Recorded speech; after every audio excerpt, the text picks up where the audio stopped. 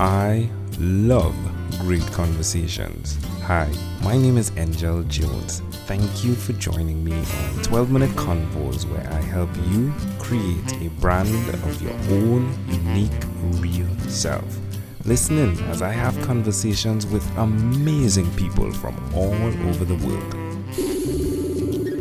Good morning, Don Harris. How are you going on this wonderful, beautiful morning? I'm excellent, Engel. Thank you very much indeed. I'm in sunny Dublin.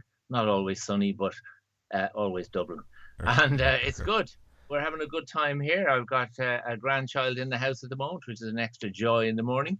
And it's all good.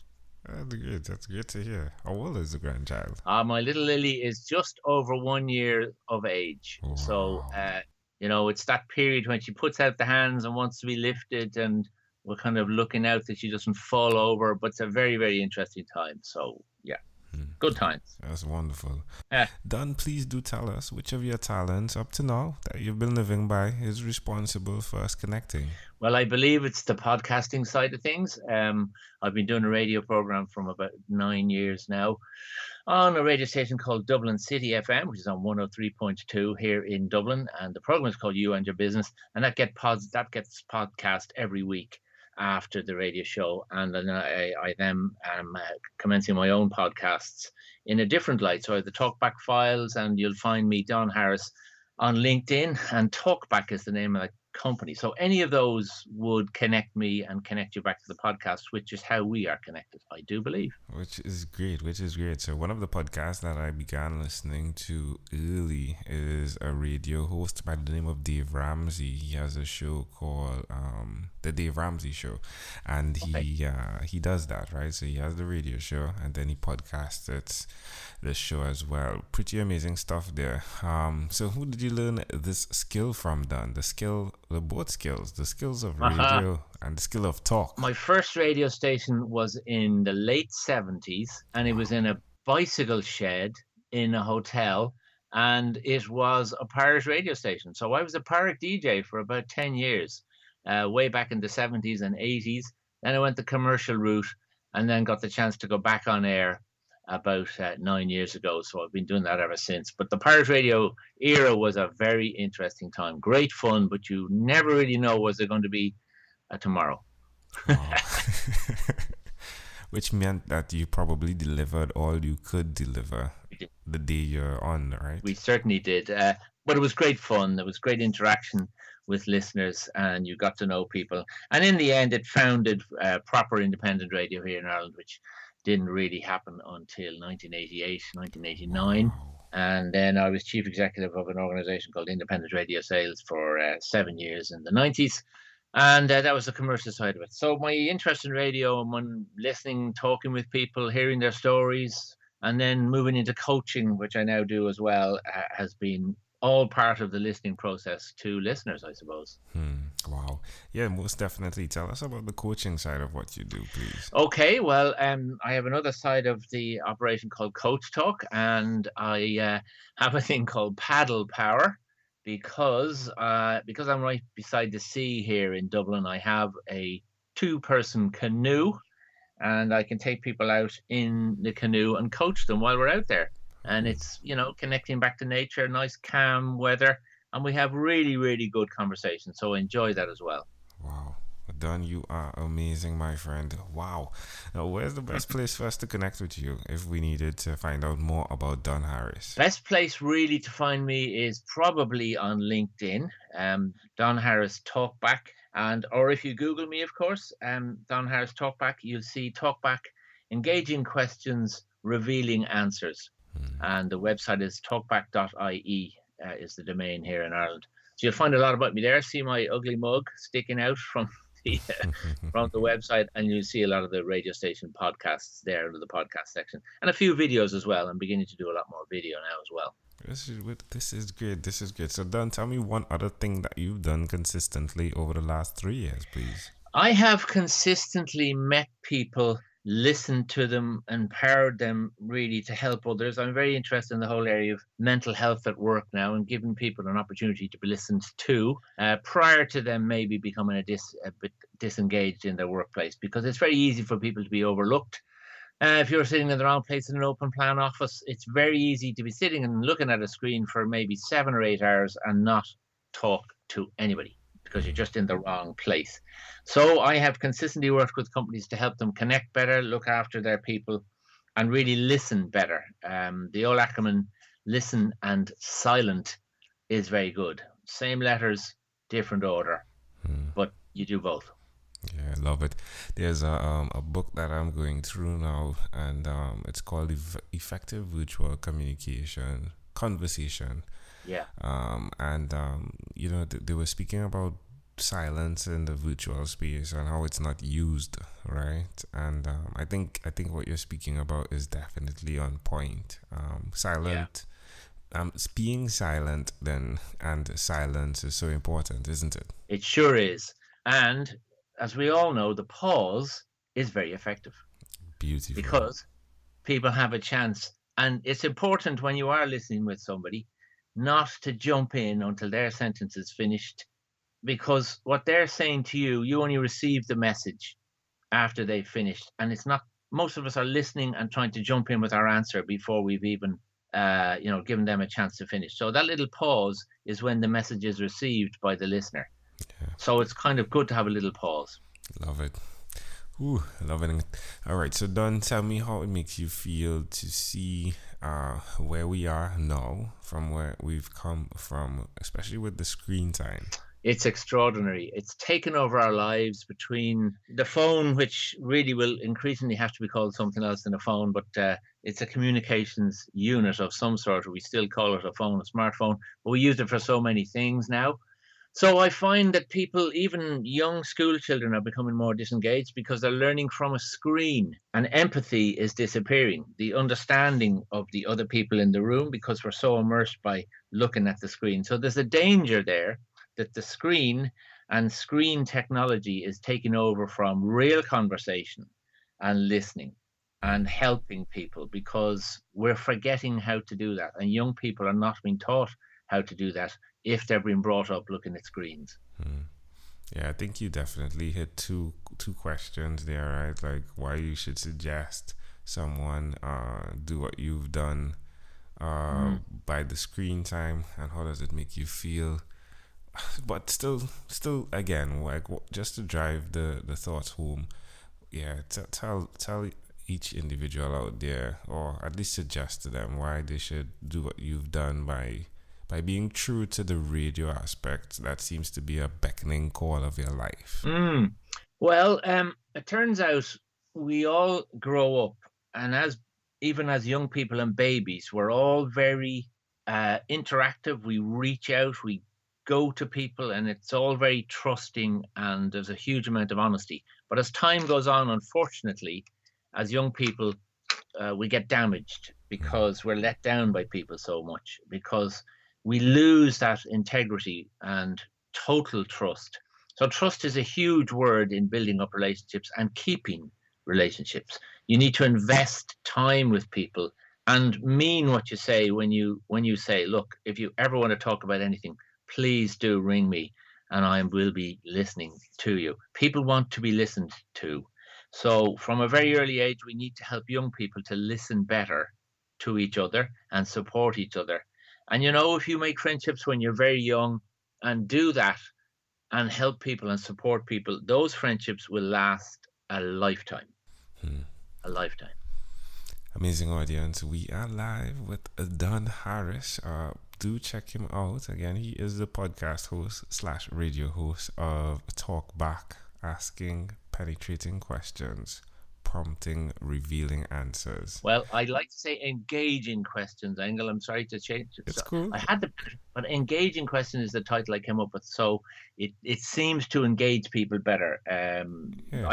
Sure. But so correct. It's asking engaging questions. My apologies. Yeah, it's getting people involved. Open questions. Love it.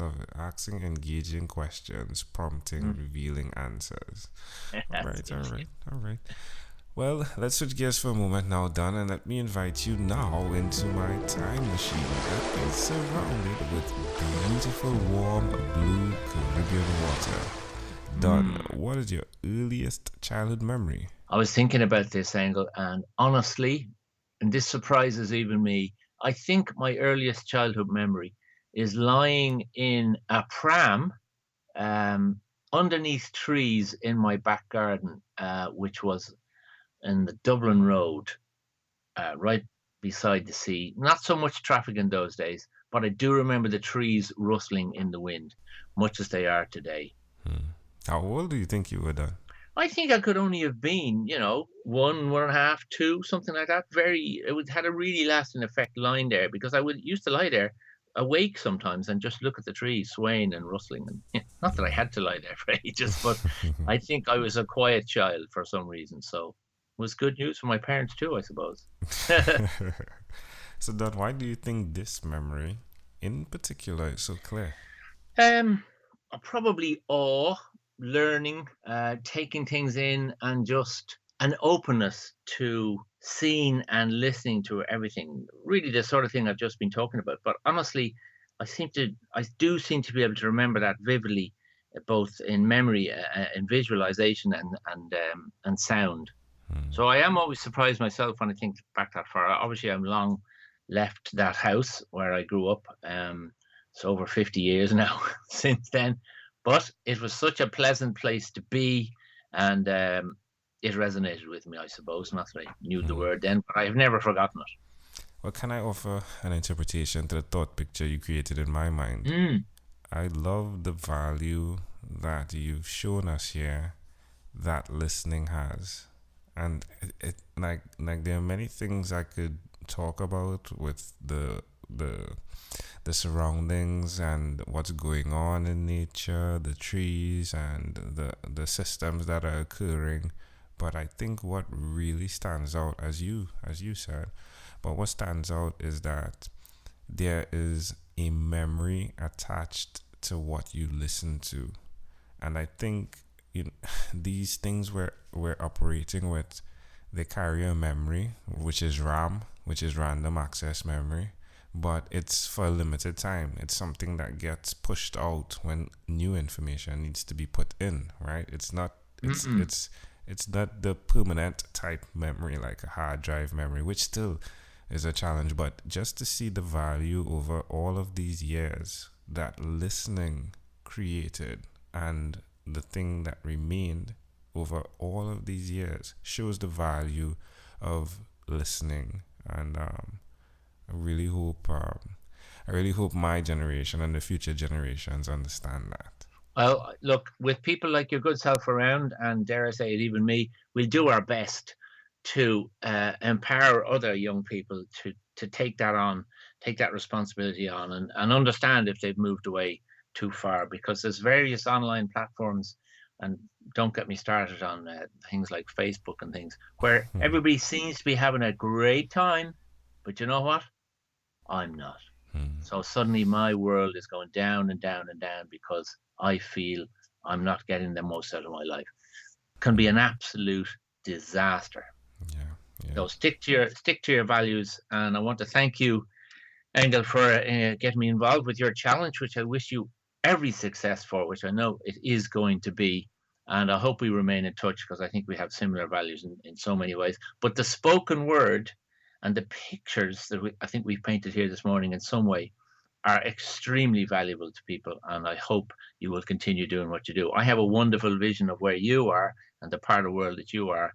So I'm going to keep that vision. Love it. Hey, Don Harris, let me see. You were on the time machine the longest thus far, right? But we've arrived at our destination. Before we get off of this time machine, but before I even do all of that, right? The conversation is going left, right, and center. So what was your favorite song when you were 12, Don? I was thinking about this one. It's a strange song. Right. And it was by an Australian couple. And it was called There's a Hole in My Bucket. Dear Liza, dear Liza, there's a hole in my bucket.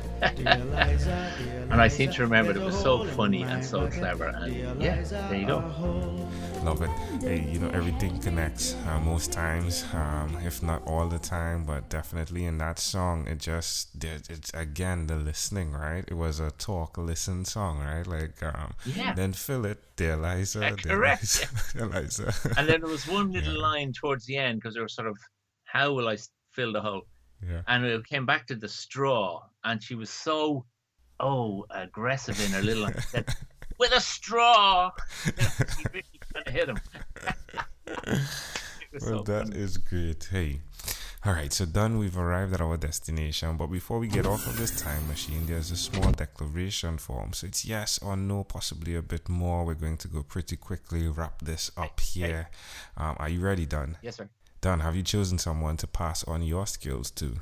I have, but I'm not sure if they know yet. Are you married? I sure am. 38 years, and funny, it's my anniversary tomorrow, the 3rd of November. Wow! 38 years Congratulations. tomorrow. Poor lady has stuck with me, dear Liz. She's a great person, and we have 2 lovely children, 32 and 31, and 2 grandchildren, Lily and Lex. Wow. There's my family. Wow, so it's definitely the L's, right? So hi, Lily. Yes. Congratulations when you're listening to this. It's going to be a bit after, but still congratulations because it's still 38 plus. So that's great. That's great. I know, it's amazing. Do you believe in God, Don? I do. Do you have an inner circle of friends? I do. Very close ones. Do you watch TV for more than 3 hours a day? No. How about 3 hours a week? Yeah. Between 3 and 7 a week, I would think. What about screen time, the phone and or the computer? Is it more than 8 or less than 8 hours a day? Yeah. Somewhere between 6 and 8. All right. Done after 1,001 conversations in 2016. In 3 months, I came up with a workbook. The name of it is called Yours, and it stands for your own unique real self. The idea is you answer questions that help you reveal your own unique real statement, your mission, hopefully. If you had to share with us, Don, your own unique real statement, a statement that represents Don Harris, what would you say that is? Have the courage to ask the right questions of somebody who needs help to come up with the right answers for themselves. Ooh, love it, Don Harris. This was a great pleasure, my friend. Before you leave, is there anything else you'd like to share with our amazing audience? Stick with podcasts, audio and visual, because you can take a word in your ear anywhere, and it will always be your friend if you're listening to the right people. There's plenty of really good contributors there. Look at the world of podcasting. It's a fantastic way of helping others. That's how I see it anyway. Love it. Don Harris, one more time I'll say thank you for being on what is inspired by 12-Minute Convos with Angel Jones. Angel, it's been my pleasure. Thank you so much. Best of luck with your endeavors. Thank you for being on 12-Minute Convos with Angel Jones. Stay tuned for more from our advertisers. Diabetes is a mountain pandemic. It's a disease that's not acute but chronic. Similar to this rhyming method, I have simplified the definition, the signs and symptoms, and the complications of diabetes for both adults and children in my books, Poems for Patients, A Focus on Diabetes, and The ABCs of Diabetes for Children. These books are available on Amazon.com, and for more information, you can visit my website, poemsbyaj.com. That's poemsbyaj.com.